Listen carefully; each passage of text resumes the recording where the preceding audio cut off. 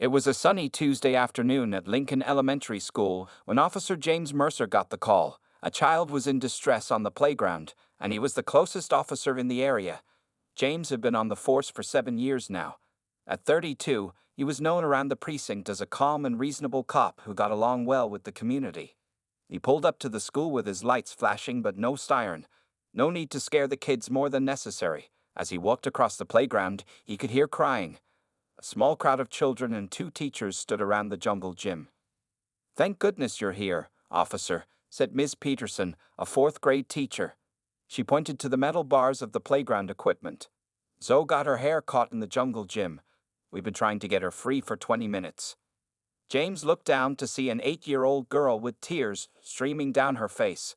Zoe Williams had beautiful braided hair styled in neat rows. Somehow, several of her braids had become tightly tangled in a gap between 2 metal bars. "Hey there, Zoe," James said gently, kneeling down to her level. "That looks pretty uncomfortable. How long have you been stuck?"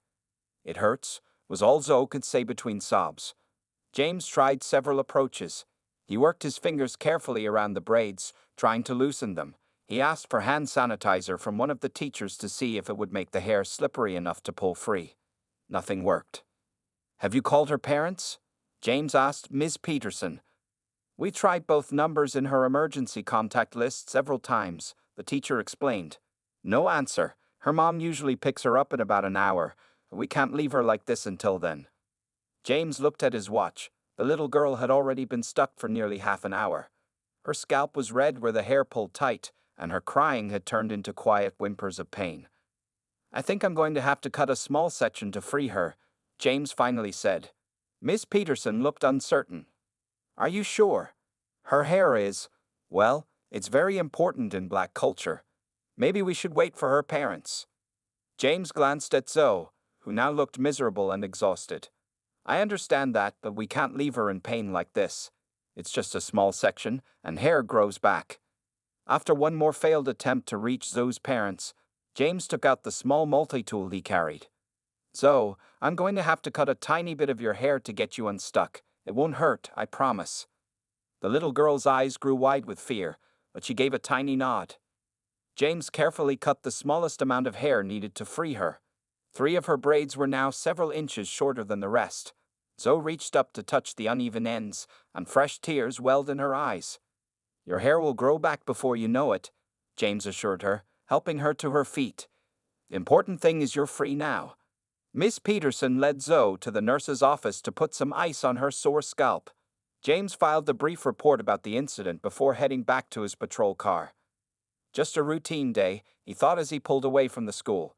He had no idea that by tomorrow, this simple act would turn his world upside down when he discovered exactly who Zoe's father was. Zoe sat quietly in the back seat of her mother's car as they drove home from school.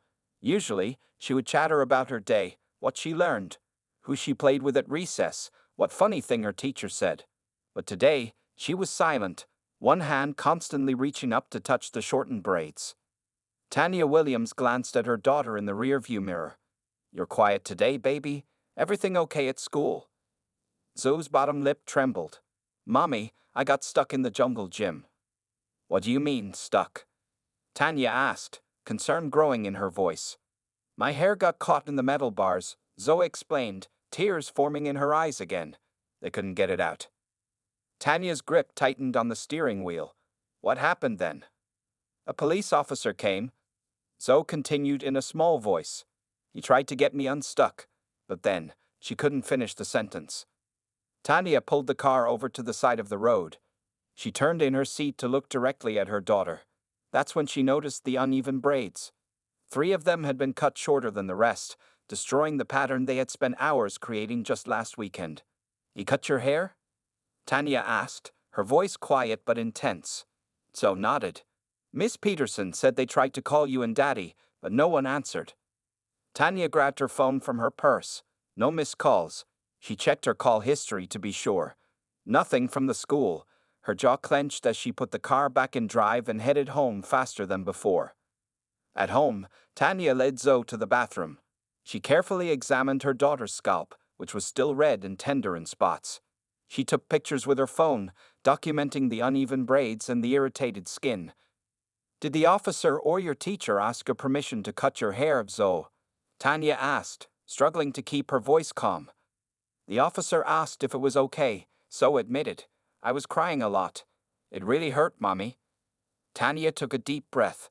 She understood that the officer had been trying to help, but there were so many problems with how this had been handled. No one had called her. No one had considered what Zoe's hair meant to her, to their family, to their culture. Let me call Daddy, Tanya said, reaching for her phone again. Marcus Williams was in the middle of a meeting when his phone vibrated in his pocket. Seeing it was his wife, he excused himself and stepped into the hallway. Tanya, is everything okay? The anger in his wife's voice was clear even through the phone. No, Marcus, everything is not okay. A police officer cut Zoe's braids at school today without our permission. They claimed they tried to call us, but I never got any calls from the school. Marcus felt a cold wave of anger wash over him. He did what? Cut her hair, Marcus. The hair we spent 4 hours braiding last Sunday. They couldn't get her unstuck from some playground equipment, so they just decided to cut a black child's hair like it was nothing. Marcus looked down at his watch. I'm coming home right now, and tomorrow morning I'm going to find out exactly who this officer is. As the newly appointed district attorney for the county, Marcus Williams had certain powers and connections. And by tomorrow, Officer James Mercer would learn exactly whose daughter's hair he had cut without proper permission. Don't worry, Marcus said before hanging up. This isn't going to be swept under the rug. Not this time. Officer James Mercer arrived at the station early the next morning. He grabbed a coffee from the break room and settled at his desk to complete paperwork from yesterday's calls. The playground incident wasn't even at the top of his mind, just one of several routine calls he'd handled. Mercer, Captain Rodriguez called from his office doorway. I need you in my office. Now. Something in the captain's tone made James's stomach tighten. He followed his superior into the small office, surprised to find a well-dressed black man already seated inside. The stranger wore an expensive suit and had the confident posture of someone used to being in charge. Officer Mercer, this is Marcus Williams, Captain Rodriguez said, his voice unusually formal. I believe you met his daughter yesterday. The name didn't register at first. James extended his hand automatically. Nice to meet you, sir. Marcus didn't take the offered hand. You cut my daughter's hair yesterday, Officer Mercer. The pieces suddenly clicked into place. Zoe Williams, the little girl from the playground. James lowered his hand slowly, feeling a cold sweat break out across his back. Mr. Williams, James began, but Marcus cut him off. It's District Attorney Williams, actually. I was appointed 3 weeks ago. James felt the blood drain from his face. The new district attorney, the man who oversaw all criminal prosecutions in the county, who worked directly with the police department daily, was the father of the little girl whose hair he cut. Sir, I was trying to help your daughter, James explained. The tension in Captain Rodriguez's office was thick enough to cut with a knife. James found himself shifting uncomfortably in his chair as District Attorney Marcus Williams studied him with an intense gaze. The captain had excused himself momentarily, leaving the two men alone. Tell me, Officer Mercer, Marcus finally said, breaking the silence. What were you thinking when you made the decision to cut my daughter's hair? James took a deep breath. I was thinking that she had been stuck for almost 30 minutes. Her scalp was red where the hair was pulling. She was in pain and crying.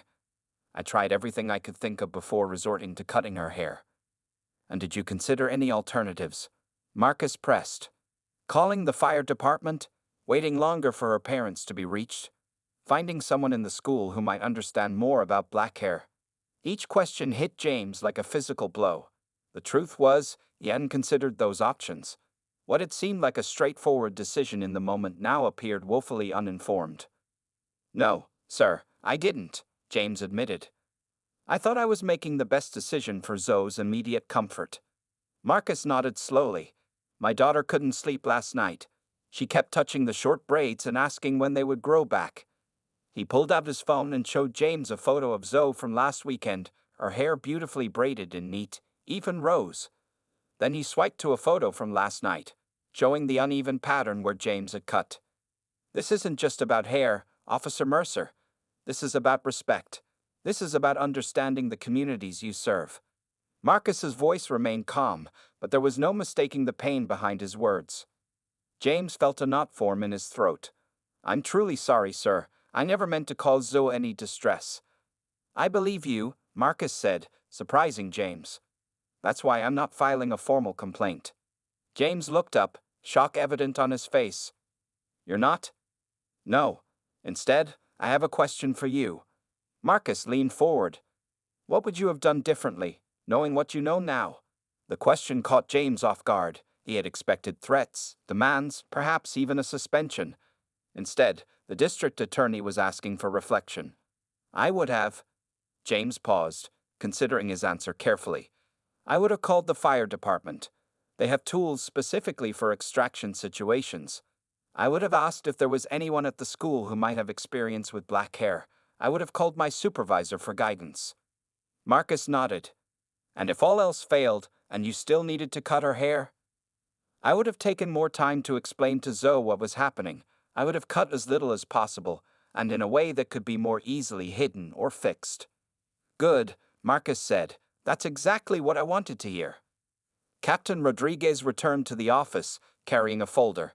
He placed it on the desk between them. "D.A. Williams has proposed something rather than a formal complaint," the captain explained. "He wants you to be part of developing a cultural awareness training program for the department." James blinked in surprise. "Sir?" "You made a mistake, Officer Mercer," Marcus said. "But mistakes can become valuable learning opportunities, not just for you, but for everyone." James felt a wave of relief wash over him, quickly followed by determination. "I would be honored to help with that, sir." "It won't be easy," Marcus warned. "You'll need to educate yourself. You'll need to listen to communities that have different experiences than your own. You'll need to be open to criticism." "I understand," James said, his voice firm. "I'm ready to learn." Marcus stood and extended his hand. This time, James took it without hesitation. "We start tomorrow," Marcus said. "And Officer Mercer, my wife would like you to join us for dinner next week. She has quite a lot to teach you about black hair." The Williams home was a warm, inviting two-story house in a quiet suburban neighborhood. James sat in his car for several minutes, gathering his courage before approaching the front door. In one hand, he held a small gift bag containing an apology gift for Zoe, a book about a young black girl who learns to love her natural hair. The children's librarian had helped him select it. His knock was answered by Tanya Williams, whose expression remained neutral as she invited him inside. "Thank you for having me, Mrs. Williams," James said, wiping his feet carefully on the welcome mat. "It's Ms. Williams, actually. I kept my maiden name," she corrected him. "Marcus is in the kitchen finishing dinner. Zoe is upstairs. She'll join us shortly." James followed Tanya through a living room decorated with family photos and African art pieces. The smell of home-cooked food filled the air, making his stomach rumble despite his nervousness. Marcus greeted him with a nod, more relaxed in his home environment than he had been in the captain's office. He wore an apron over casual clothes and was stirring something on the stove. "Officer Mercer," he said. "Glad you could make it." "Please call me James," he replied, setting the gift bag on the counter. "This is for Zoe, just a small apology gift." Tanya had examined the book and gave a slight nod of approval. "That's thoughtful. I'll make sure she gets it." The three adults made awkward small talk while Marcus finished preparing the meal. Finally, they heard footsteps on the stairs and Zoe appeared. She wore a colorful headband that partially covered the uneven braids. When she saw James, she stopped and stepped halfway behind her mother. "Zoe," Tanya said gently. "You remember Officer Mercer?" "Hello, Zoe," James said, kneeling down to her level. "I brought you something, and I also wanted to say I'm very sorry about what happened at school." Zoe looked at her mother, who nodded encouragingly. The little girl took a few steps forward. "Does your hair still hurt?" she asked him, surprising everyone. James blinked in confusion. "My hair?" "When you got stuck," Zoe explained, as if it were obvious. "Did your hair ever get stuck in something?" James smiled. "No, it hasn't. But I once got my shoelace caught in my bike chain, and it really hurt when I fell." Zoe seemed to consider this. "That's not the same thing." "You're right," James agreed. "It's not the same at all." Dinner was served, and the conversation gradually became less strained. As they ate, Tanya began explaining the cultural significance of black hair to James. Our hair connects us to our ancestors, she said. For centuries, black people have been told our natural hair is unprofessional, unkempt, or unacceptable. Cutting a black child's hair without permission isn't just about the hair itself, it's about a long history of others controlling black bodies. James listened intently, occasionally asking questions. He learned about protective styles, the time and community bonding involved in braiding, and the deep cultural and historical connections. I never knew any of this, he admitted. In the academy, we had some cultural sensitivity training, but nothing this specific or in-depth. That's exactly the problem, Marcus said. And that's what our new training program will address. After dinner, Zoe shyly approached James with a photo album. This is me when I was little, she explained, pointing to baby pictures. And this is when Mommy first braided my hair. As James looked through the photos with Zoe, something shifted inside him. What had begun as an uncomfortable evening of atonement was becoming a genuine learning experience, and possibly the beginning of an unexpected friendship. Zoe, James said softly, I promise I'll never cut your hair again. The little girl looked up at him with serious eyes. Good, because next time, I'll call my daddy first. 2 weeks after the dinner at the Williams home, Officer James Mercer stood nervously at the front of the police department's largest meeting room. Behind him was a PowerPoint slide with the title Cultural Awareness in Community Policing. Marcus Williams stood beside him, looking confident in a perfectly tailored suit. You ready for this? Marcus asked quietly as officers and staff filed into the room. As ready as I'll ever be, James replied, adjusting his uniform tie. Captain Rodriguez called the room to attention. Everyone, as you know, we're launching a new training initiative today. District Attorney Williams and Officer Mercer have developed this program together. I expect everyone's full attention and participation. James took a deep breath and stepped forward. Good morning. 2 weeks ago, I responded to a call at Lincoln Elementary School. A young girl had her hair caught in playground equipment. I made what I thought was the right decision to help her. I was wrong. The room was silent. Some officers looked curious, others uncomfortable. James continued. I'm here today because I didn't understand the cultural significance of what I was doing, and I'm guessing many of you wouldn't have either. Marcus stepped forward and began explaining the history and cultural importance of black hair. He shared stories from his own childhood, including painful memories of discrimination based solely on his natural hair texture. When Officer Mercer cut my daughter's braids, Marcus explained, he didn't just cut hair. He cut into something that is deeply meaningful to our family and our culture. As the presentation continued, James shared his part of the story, how he had approached the situation with good intentions but limited understanding, how he had learned about the time, care, and meaning behind Zoe's braids, how what seemed like a simple solution to him had lasting consequences for the child and her family. The point isn't to make anyone feel guilty, James emphasized. The point is to expand our understanding so we can serve our entire community better. After the formal presentation, they opened the floor for questions. One older officer at the back raised his hand. With all due respect, he said, aren't we making too big a deal about this? Hair grows back, and the kid was in pain. Before James could respond, another officer, a black woman named Thompson, spoke up. My mother spent hours every Sunday doing my hair when I was growing up, Officer Thompson said. If someone had cut it without permission, she would have been heartbroken, and so would I. The room fell silent again. This isn't about political correctness, Marcus added. It's about understanding the communities we serve. It's about earning trust. By the end of the session, even the skeptical officers seemed to be listening more carefully. Captain Rodriguez announced that this would be the first of several training modules on cultural awareness that all department members would be required to attend. As the room cleared out, Officer Thompson approached James and Marcus. I've been wanting to suggest something like this for years, she admitted, but I didn't think anyone would listen. We're listening now, James said. In fact, we'd like your help with the next module if you're willing. After everyone had left, James and Marcus gathered their materials. That went better than I expected, James said. Marcus nodded. It's a start. Real change takes time. How's Zoe doing? James asked. Better, Marcus replied with a small smile. The hair salon near our house fixed her braids as best they could, and she told her class about how her experience is helping train police officers. James smiled. She's pretty proud of her dad, I bet. Actually, Marcus said, she mentioned you too. Said you're learning to be a better police officer. James felt a wave of emotion wash over him. What had started as the worst mistake of his career was transforming into something unexpectedly meaningful. As they walked out of the station together, he realized that sometimes the most important lessons come from the most uncomfortable moments. The local newspaper ran the story on a Sunday morning, 3 months after the incident at Lincoln Elementary. The headline read, "Police Department launches cultural awareness program after hair-cutting incident." The article featured a photo of Officer James Mercer and District Attorney Marcus Williams standing side by side in front of a classroom of police officers. James hadn't expected the media attention.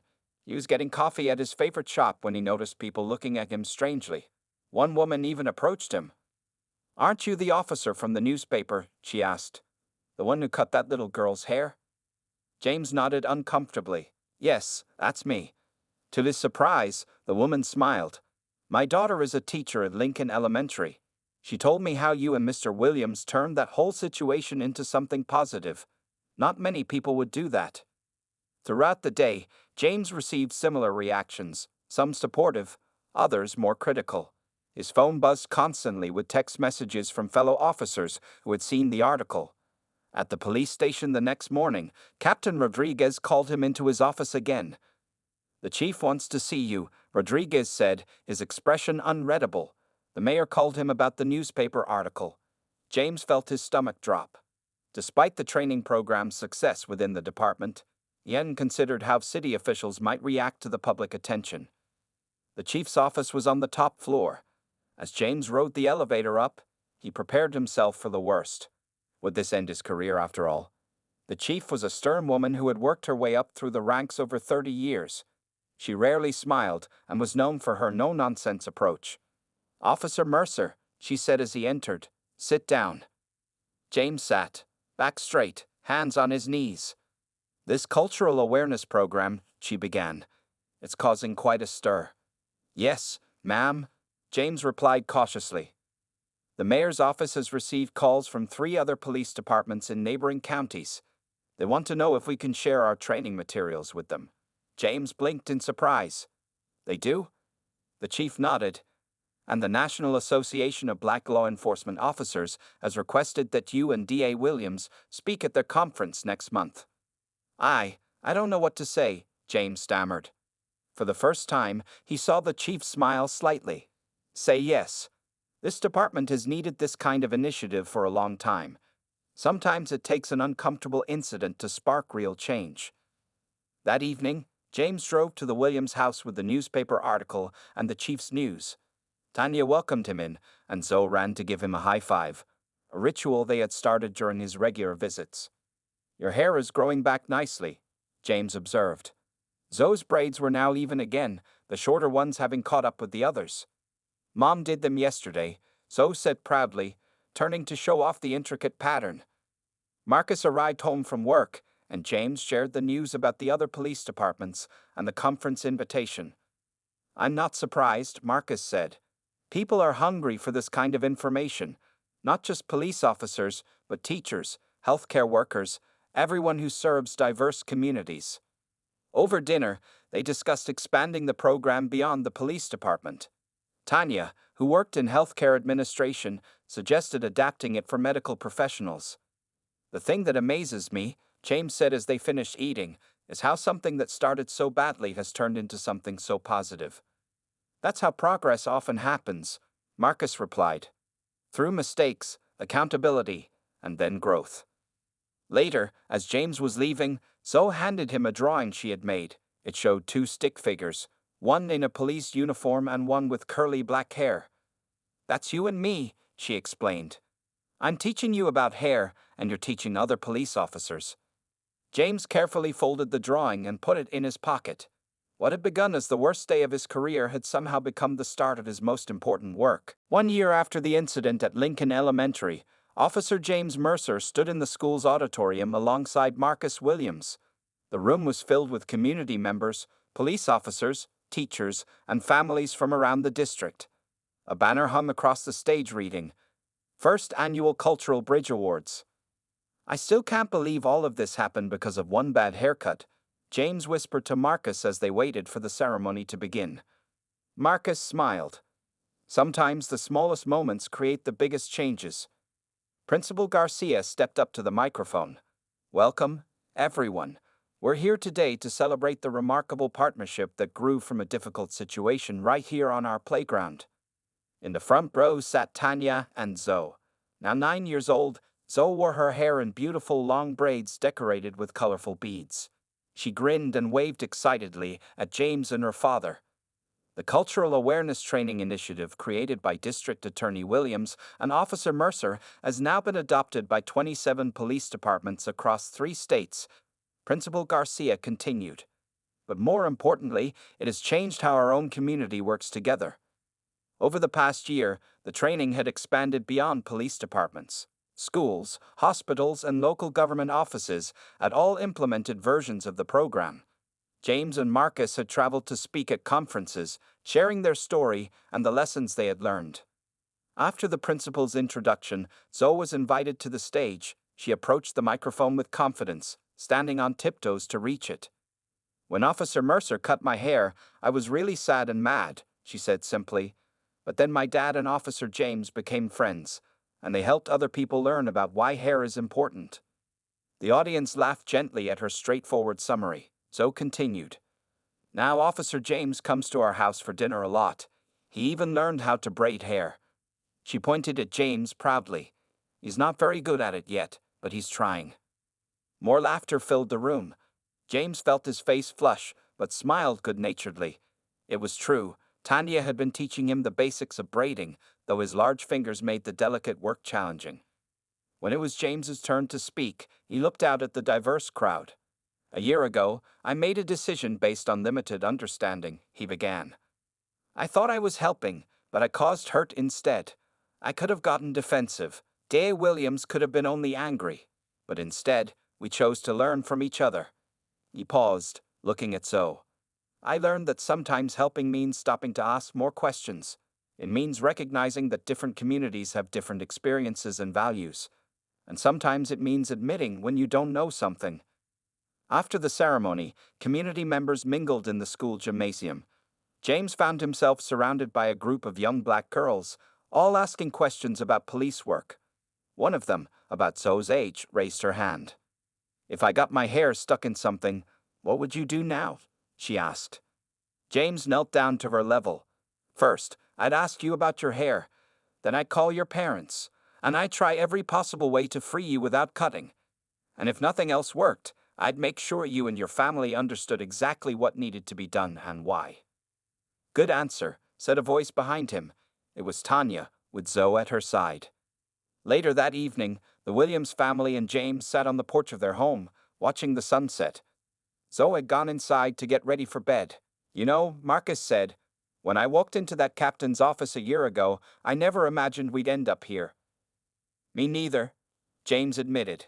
I thought my career was over. Instead, Tanya added, something new began. Zoe came back outside in her pajamas, carrying the book James had given her a year before. Can Officer James read my story tonight? As James followed Zoe inside to read her bedtime story, he reflected on how one mistake, acknowledged honestly and met with grace rather than just anger, had changed not only his life but an entire community. Sometimes, he realized, the hardest moments can become the most important ones, if we're willing to learn from them.